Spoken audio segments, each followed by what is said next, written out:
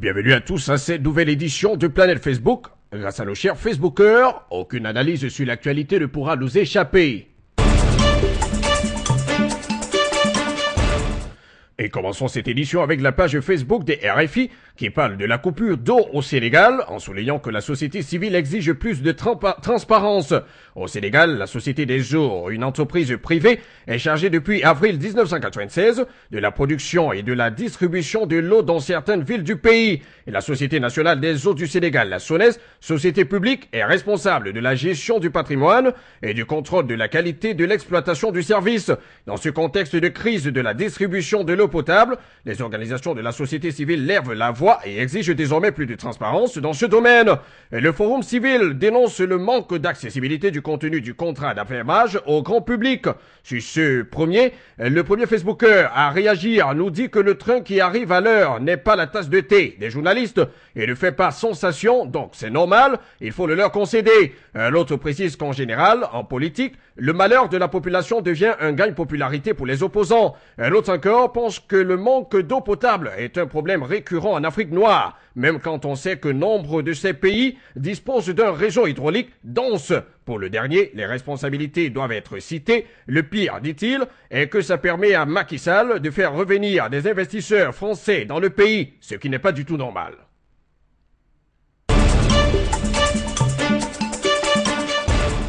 Sur la page Facebook de RFI encore, la rédaction nous fait savoir qu'une nouvelle équipe d'experts en armes chimiques sont en Syrie dès ce jour. Et ils sont une vingtaine d'experts en armes chimiques à être attendus ce mardi 1er octobre à Damas. Et leur mission sera de faire l'inventaire de l'arsenal chimique syrien et superviser sa destruction. Ces experts de l'Organisation pour l'interdiction des armes chimiques disposent d'une première liste d'armements qui leur a été remis par le pouvoir syrien. Et l'arsenal serait reparti sur 45 sites différents. Et cette mission, nous dit RFI, doit contribuer à l'élimination de toutes les armes chimiques du régime de Bachar el-Assad d'ici à la mi-2014. C'est une information qui a suscité beaucoup de commentaires de la part de nos somptueux Facebookers.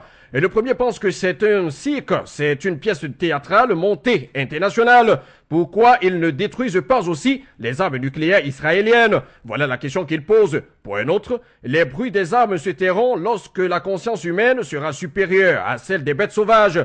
Pour un autre encore, l'Amérique, la France et la Chine ont aussi des armes chimiques, mais on ne dit rien. Tout porte à croire que la communauté internationale ne veut pas que le conflit syrien prenne fin. Le dernier pense pour sa part que le président syrien dit la vérité dans tous les cas. Les autres, ce sont des vrais démons.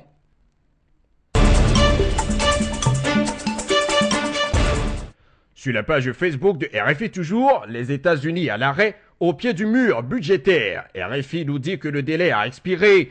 Et les appels répétés du président Barack Obama n'y ont rien changé. Et le Congrès américain n'est pas parvenu à se mettre d'accord sur une loi de finances qui aurait permis au pays d'éviter le fameux mur budgétaire. Les tractations vont se poursuivre, mais en attendant, les États-Unis vont devoir se mettre au ralenti, faute de l'argent disponible dans les caisses, et quelques 800 000 fonctionnaires se retrouvent en congé forcé et sans salaire. Ces dernières heures, les textes ont fait la navette entre la Chambre des représentants et le Sénat. Tout compte fait, l'heure est grave. Et ça l'est aussi pour beaucoup de nos somptueux Facebookers. Pour le premier, c'est bien fait pour eux. Ils arrêteront peut-être de financer des guerres et autres dictateurs à travers le monde.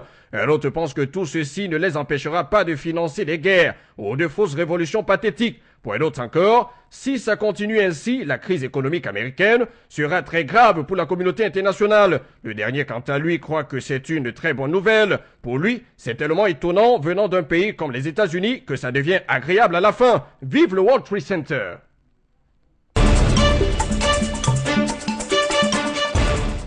Et terminons cette édition avec la page Facebook de France 24 qui publie une note d'urgence dans laquelle il est dit que la CPI a émis un mandat d'arrêt contre l'Ivoirien Charles Blé Goudé. La CPI a rendu public ce mardi un mandat d'arrêt émis près de 2 ans auparavant et l'arrêt à l'encontre de l'ancien ministre de Laurent Gbagbo, ministre de la Jeunesse, a en réalité été émis en 2011, mais n'a été rendu public que ce mardi. La justice ivoirienne l'avait inculpé dès le 21 janvier, notamment de crimes de guerre, mais aussi d'assassinat, vol en réunion, dégradation et destruction de biens d'autrui. La CPI, quant à elle, soupçonne Blé Goudé de crimes contre l'humanité, persécution et autres actes inhumains commis entre le 16 décembre 2010 et le 12 avril 2011. Cette information est choquante pour le premier Facebooker, si bien que celui-ci dit, je cite, la CPA, entendez par là la Cour pénale africaine, émet un mandat d'arrêt contre le français Nicolas Sarkozy, l'américain George Bush, l'anglais Tony Blair et l'italien Silvio Berlusconi pour crimes contre les biens et le pétrole africain.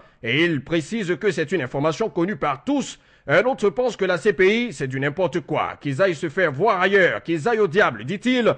Le dernier dit pour sa part que nous sommes fatigués de la CPI. Si elle veut, dit-il, qu'elle vienne prendre tous les Africains.